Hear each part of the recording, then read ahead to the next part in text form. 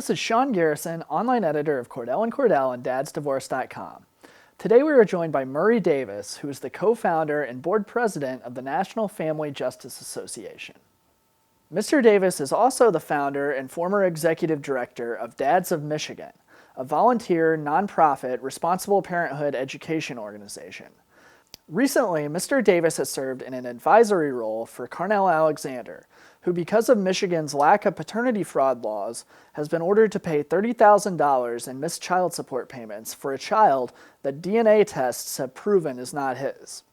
We will talk with Mr. Davis about the prospects of Michigan passing legislation to address paternity fraud, his work with Mr. Alexander's case, and his own experiences in dealing with paternity fraud. Thank you for joining us today, Mr. Davis. How are you guys today? We're doing well, thank you. You've been working for years on introducing legislation that would address some of the paternity fraud issues that the Carnell Alexander case has brought to light. Where do things currently stand with that, and do you think there's a chance here in the near future that Michigan will make real progress on this issue?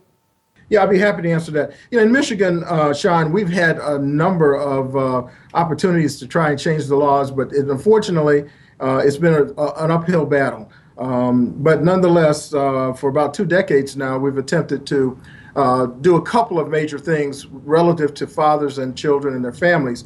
The first one being equal parenting issues, and if you want, I can get into that later. And the second one is paternity fraud. And so right now, we think we have the best opportunity to get them both addressed successfully, primarily because of the changes in the legislature after the last election. In Michigan, at any rate, we have a totally new legislative session. We've got new legislators, many of which are more conservative. So we're hopeful, and after talking with a couple of key legislators within the last week, they are very interested in taking up the mantle on these two major issues in Michigan. So we're optimistic that this time we'll get further along. And as I said, we're starting at the beginning of a legislative session here. So we have 2 years to perhaps get this effective. I understand you've had a personal hand in helping Carnell Alexander through this process. Can you tell us what your role has been and what you've done to assist him? Basically, Carnell Alexander, I'm working with him primarily in an advisory capacity, along with a colleague of mine, Carnell Smith, who heads up the Citizens Against Paternity Fraud out of Atlanta. And he's probably, along with myself, one of the foremost experts in this topic. So we're trying to assist him in not only getting through the issues, while his attorneys help him with the legal pieces. We're looking downstream. We're looking to use him as well as several other high-profile cases to try and make the changes in the legislature and our laws. So that's kind of where we are there. Yeah, definitely. His case has drawn national headlines, but can you fill us in on the progress of his case and where things currently stand for Mr. Alexander? Well, the case right now, if I understood you correctly, Sean, basically he has surrendered himself to the court. The court has turned out to say, okay, we're not going to arrest you. We are going to let you out on bond, but the issue is still open. The ideal solution to his case is simply for the court to vacate the order. Obviously, he's not the biological father, and that order for child support should not apply to him. That's the easy way. But unfortunately, I'm not sure, but I think the court's relying on the Bradley Amendment, which was passed to kind of prohibit any changes in child support orders, basically to not do it. But at this point, I'm not totally certain, but I will tell you that it's obvious that this is the wrong man for the case at hand. Absolutely. Now, you've personally been the victim of paternity fraud. Can you recount that experience and talk about the impact that it's made on your life? Well, it's funny that you asked that question because that single situation has totally changed my life, as it does to most men in this circumstances. Back in the 90s, mid-90s, I learned, unfortunately, that 2 of my 3 children were not fathered by myself, even though my wife and I had been married for up to that point about 10, 11 years. So it turns out that all the children were born in our marriage. Only one has actually been fathered by myself. So that was very, very, very traumatic at the time I learned that. And at the time, I had decided to divorce my wife at that time. And essentially, during the course of the divorce, I petitioned the court to allow us to have DNA paternity testing done in order to establish that fact. And ironically, the judge in our case did not allow us to submit the children to DNA paternity testing, but I did it despite that order. And as it turned out, the two children that I suspected, were not my biological children. And of course, that changed the whole tenor of things. And in fact, the judge decided he was going to hold me in contempt of court and changed his mind. But the bottom line is that started me down a different path in my life. I became a social justice advocate. And that's where all of this has come from. But I've learned since that I'm not by myself. I mean, there's thousands of married men like I was at the time who have been defrauded. And the interesting thing about it is, Sean, as you might think, we're the victims.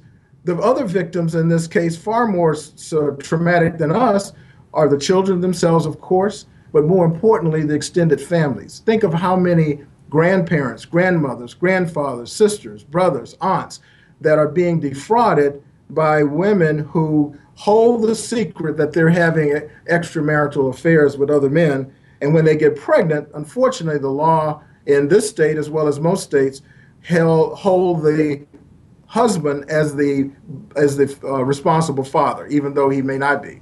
And that's what's got to change. And so we're working very hard, Sean, to try and make sure that in this state, at least, unlike in Ohio and Georgia that have the best protection against paternity fraud, in this state is woefully lacking. So we're looking to try and protect all the victims of paternity frauds, both the men as well as the children and the extended families and grandparents in particular. Can you imagine a grandmother, a grandfather getting attached to a child only to learn that they're not fathered by their offspring? I mean, this is serious stuff. Not to mention what happens when medical emergencies arise and that particular father is unable to assist in a medical emergency simply because they're not a match. So there's a lot of situations like that. In marital situations, we estimate nationally it's about 20% of marriages have some sort of marital paternity fraud in the marriage. Now, that's amazing. Now, the normal ones we think of course, are non-marital. It's like you're picking whoever you think might be the best target. And then, of course, it's up to the man named to defend that. And a lot of men, most men, don't like anything what to do with court. So they don't normally defend themselves in the show cause. And, of course, they wind up getting defaulted in paternity. Now, it just so happens that I'm associated with another organization, a company that basically does paternity testing. And our company was fortunate enough to do the default paternity test for the Wayne County Circuit Court in the year 2010. And our results of that testing that absolutely shocked us. We could not believe that out of all the men that were tested or declared to be the father of these children, 80%, that's 80%, were excluded.